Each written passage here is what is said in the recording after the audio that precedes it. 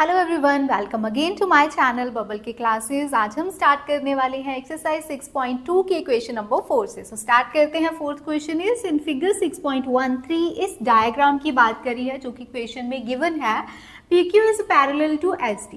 तो जो PQ line है that is parallel to ST question में गिवन है। PQ एंड ST लाइन जो है कहाँ पे, ये लाइन जो है this is PQ and this line is ST। तो ये दोनों पैरेलल है, क्वेश्चन में गिवन है। लेकिन पैरेलल लाइंस तो अभी तक हमने ऐसे पढ़ी है, कुछ इस तरह से होती हैं, है ना। तो क्या मैं इस लाइन को अगर मैं ऐसे आगे एक्सटेंड कर देती हूँ कुछ इस तरह से, और इस लाइन को भी मैं आगे एक्सटेंड कर देती हूँ कुछ इस तरह से, तो अब ये पैरेलल ही दिख रही है, कुछ इसी तरह की दिख रही हैं। क्वेश्चन में क्या है, बस ये वाली जो पैरेलल लाइन है उसको इतना सा बता दिया हुआ है और इधर वाली को इतना, लेकिन है तो ये पैरेलल लाइंस का ही पार्ट था। तो ज़रूरी नहीं है कि दोनों मतलब लाइंस पूरी गिवन हो, उनका कुछ पार्ट भी गिवन हो सकता है, लेकिन दोनों जो है वो पैरेलल ही हैं। ये लाइन मेरा डॉटेड लाइन बनाने का मतलब यही समझाना था। नाउ आगे है एंगल PQR इक्वल्स टू 110। ये जो एंगल है this is 110 degree and angle RST is equal to 130, और ये जो एंगल है दैट इज 130। ये डायग्राम में ड्रॉ करके उन्होंने क्वेश्चन में बताया हुआ। Now we are to find angle QRS। Now where is angle QRS? QRS, तो हमें पता है कि जो सेंटर वाला अल्फाबेट होता है वहीं पे एंगल जो है वो फॉर्म होता है ना, QRS। तो ये एंगल जो है हमारी रिक्वायरमेंट है इस एंगल को फाइंड करना। तो क्वेश्चन हमने पढ़ लिया है, उसके अकॉर्डिंग क्या क्या गिवन था वो समझ लिया है, और जो फाइंड करना है वहां भी मैंने लगा दिया है क्वेश्चन मार्क। अब हम स्टार्ट करते हैं क्वेश्चन को। तो हम क्या करते हैं, सबसे पहले जब भी क्वेश्चन स्टार्ट करना होता है तो जो जो चीज़ें हमें क्वेश्चन में गिवन होती है, जिसकी आगे हमें ज़रूरत पड़ने वाली होती है, वो हम स्टार्टिंग में ही लिख लेते हैं और ब्रैकेट में लिख देते हैं कि गिवन है, ये चीज़ों का हम आगे यूज़ कर सकते हैं। तो क्या क्या गिवन है, एक दो एंगल्स है वो लिख लेते हैं, और एक चीज़ और गिवन थी कि ये दोनों लाइंस पैरेलल है, तो वो भी मैं लिख लेती हूँ। नाउ इस क्वेश्चन में हमें एक कंस्ट्रक्शन करनी पड़ेगी, यानी कुछ ना कुछ डायग्राम में अपनी तरफ से भी ड्रॉ करना पड़ेगा, डायग्राम को थोड़ा सा मॉडिफाई करना पड़ेगा। वो कैसे मॉडिफाई करना है, हमने क्या करना है, जो R पॉइंट है वहां से एक लाइन ड्रॉ करनी है जो कि कह लो आपके PQ के पैरेलल हो या ST के पैरेलल हो, क्योंकि ये दोनों लाइंस तो आपस में पैरेलल हैं ही, ये क्वेश्चन में गिवन है। तो अब मैं एक ऐसी लाइन ड्रॉ करूंगी जो कह लो इसके पैरेलल है, यहाँ आप बोल सकते हो इसके पैरेलल है, दोनों में से किसी के भी पैरेलल बोल सकते हो क्योंकि ये दोनों तो आपस में पैरेलल है। तो मैंने क्या करना है, एक लाइन ड्रॉ करनी है। यहाँ पे मैं एक लाइन ड्रॉ करती हूँ जो कि मैंने बोला कि इसके पैरेलल है, या फिर बोल लो इसके पैरेलल है। तो इस लाइन का कोई नाम रख देते हैं, R से स्टार्ट करिए और मैं यहाँ पे लिख के जाती हूँ इसको, कुछ भी जो अल्फाबेट क्वेश्चन में यूज नहीं हुआ है, A रख लेते हैं हम नाम। हमने एक लाइन ड्रॉ करी है RA, तो ये चीज हमने कंस्ट्रक्शन करी है, ये हम लिख लेते हैं। अब मेरे पास तीन लाइंस आ गई, क्वेश्चन में दो लाइंस थी, एक मैंने अपनी तरफ से कंस्ट्रक्ट की है और तीनों ही एक दूसरे के पैरेलल है ना, क्योंकि ये दोनों तो पैरेलल थी ही। मैंने बोला ये नई लाइन जो ड्रॉ करी है मैंने, ये भी ऐसे मैंने ड्रॉ करी है कि ये दोनों के पैरेलल है, तो तीनों लाइंस अब पैरेलल है। क्वेश्चन नंबर 2 इसी एक्सरसाइज का हमने कुछ इसी तरह का करा था, उसमें भी तीन लाइन्स थी और तीनों पैरेलल थी, और उसी टाइप का क्वेश्चन ये वाला होने वाला है, क्योंकि हमें जो दो लाइन्स की जरूरत पड़ने वाली है हम वही लाइन्स लेके क्वेश्चन को सॉल्व करने वाले हैं। तो कुछ कुछ मिलता जुलता है ये क्वेश्चन नंबर 2 से। सो अब हम क्या करेंगे, तीनों लाइंस हमारे पास पैरेलल है, मैं लिख देती हूँ PQ थी एंड सेकंड थी ST, और हमने जो ड्रॉ की दैट इज RA, ये तीनों ही है मेरे पास पैरेलल। अब मैं क्या करने वाली हूँ, जैसे उस क्वेश्चन में हमने दो लाइंस पिक करके क्वेश्चन किया था, हमने क्या करना है इसमें, वैसे तो मेरे पास तीन लाइंस है ना, ये 1 2 3। अब मैं करने वाली हूँ सिर्फ इन्हीं दो लाइंस को देखने वाली हूँ, एक ये वाली लाइन ST और एक RE, इन दोनों लाइंस को ही देखने वाली हूँ। ये भी आपस में पैरेलल है ना, और ये जो लाइन है ये एक्ट कर रही है एज अ ट्रांसवर्सल। मैं अगर आपको सेपरेटली ड्रॉ करके बताऊँ, एक लाइन ये है मेरे पास ST, एक ऐसे है RT। मैं बीच वाली लाइन को काउंट नहीं कर रही, अभी मैं भूल गई हूँ कि बीच वाली कोई लाइन है। ये जो फर्स्ट लाइन मैंने ड्रॉ करी, जो सेकंड लाइन थी, ये वाली थर्ड लाइन ये जो ड्रॉ करी, और ये जो ट्रांसवर्सल है कुछ इस तरह से है, ये ट्रांसवर्सल है ना, तो ये मैंने ट्रांसवर्सल ड्रॉ कर ली, और यहाँ पे है एंगल 130। तो ट्रांसवर्सल है, मुझे पता है इधर भी एक्सटेंड कर सकती हूँ, उधर भी एक्सटेंड कर सकती हूँ, जैसे इन लाइन्स को कर सकती हूँ एक्सटेंड, है ना। तो हमने एक रूल पढ़ा था कि जो पैरेलल लाइंस हैं और अगर एक ट्रांसवर्सल लाइन होती है, तो ट्रांसवर्सल लाइन की सेम साइड पे जो इंटीरियर एंगल्स होते हैं उनको जब ऐड कर देते हैं तो उनका आंसर जो है वो 180 डिग्री के इक्वल आ जाता है। यानी कि ये एंगल और ये यहाँ पे जो भी एंगल बन रहा है, इन दोनों को अगर मैं सम अप करती हूँ तो इनका जो आंसर है that will be equal to 180 degree. तो मैं क्या लिखूंगी यहाँ से 130 plus this angle equals to 180 degree. तो ये एंगल है मेरे पास 130 डिग्री प्लस इस एंगल को मैंने कैसे लिखना है एस आर ए, यहाँ आप लिख सकते हो A R S, S R A equals to 180 degree. और रीजन हम सारा देने वाले हैं, अभी जो मैंने बोला वो लिख लेते हैं यहाँ पे।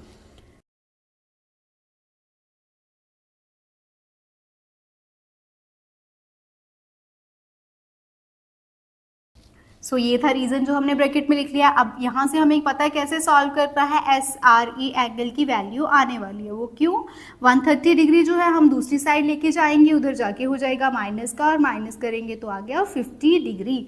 तो ये एंगल मेरे पास आ चुका है 50 डिग्री।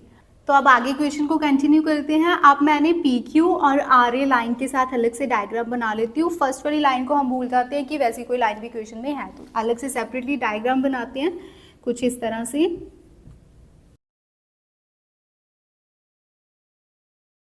अब हमको फाइंड करना है जहां मैंने क्वेश्चन मार्क लगाया वही वाला एंगल है ना।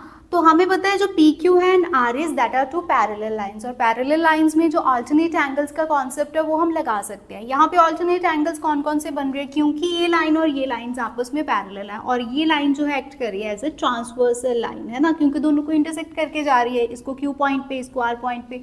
तो ट्रांसवर्सल जो लाइन है या ट्रांसवर्सल जो है उसके ऑपोजिट साइड पे जो एंगल बनते हैं इंटीरियर वाली साइड, वो दोनों इक्वल होते हैं। ये इनको हम बोलते हैं अल्टरनेट एंगल, जो कि हमेशा इक्वल रहते हैं।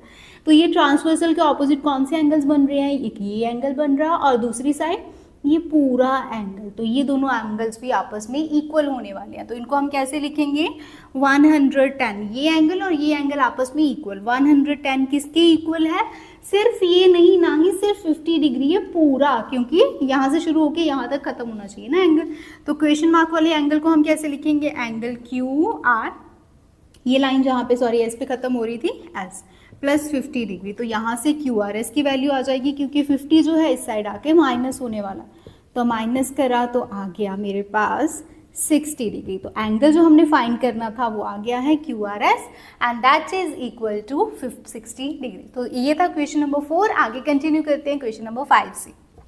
Now question number 5 is in figure 6.32 AB is parallel to CD. So ये line AB ये जो parallel है CD line के, angle APQ equals to 50 degree, APQ ये angle 50 degree है and PRD angle is 127 degree। ये question में given है। Now we have to find angle X and Y। हमें X and Y इन दोनों को find करना है कि इनकी measurement जो है वो कितनी होने वाली है। So start करते हैं question को। कहाँ से start करेंगे, दोनों lines हमें पता है parallel given है, तो वो लिख लेते हैं AB is parallel to CD। अब ये दोनों लाइन जो है पैरेलल है, ये चीज गिवन है। तो अगर हम इन दोनों लाइंस को देखते हैं, बीच वाली ट्रांसवर्सल लाइंस हम भूल जाते हैं, तो अलग से एक डायग्राम ड्रॉ करके देख लेते हैं। कुछ इस तरह से है डायग्राम।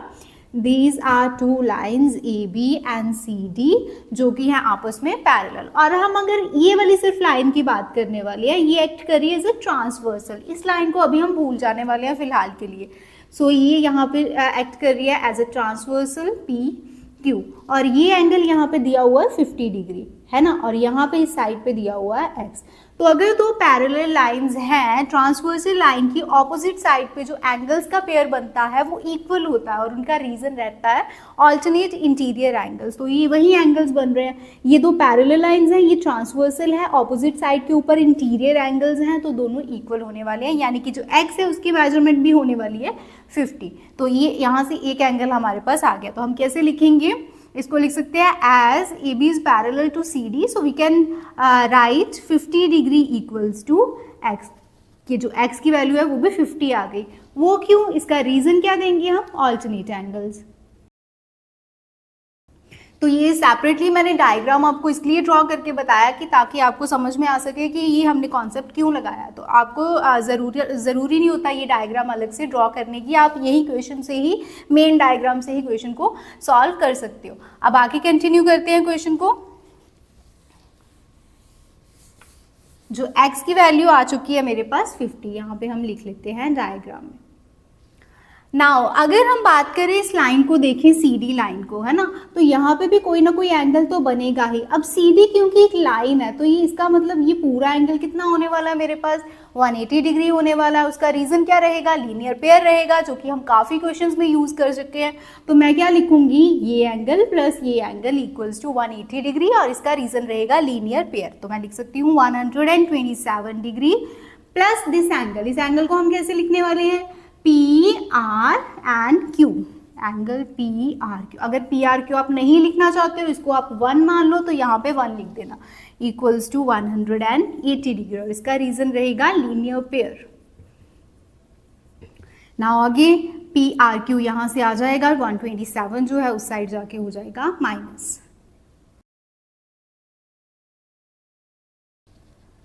तो इसकी वैल्यू मेरे पास आ चुकी है PRQ की 53 डिग्री।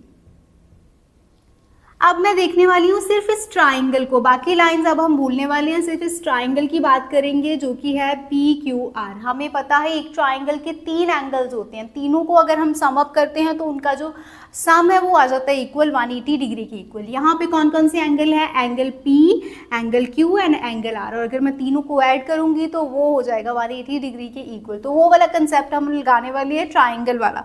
तो क्या लिखेंगे यहाँ पे, as we know that sum of the angles of a triangle is equal to 180 degree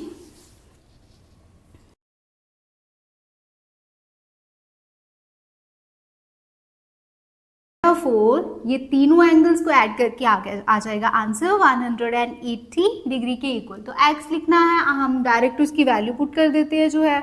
उसी तरह से ये R एंगल लिखना है, उसकी जगह डायरेक्ट उसकी वैल्यू पुट कर देते हैं 53 डिग्री। तो यहाँ से 50 और 53 को हम ऐड कर लेते हैं, 103 डिग्री बन गया। और अब ये 103 जो है दूसरी साइड जाएगा तो उधर जाके हो जाएगा माइनस। तो y की वैल्यू आ गई 77 डिग्री।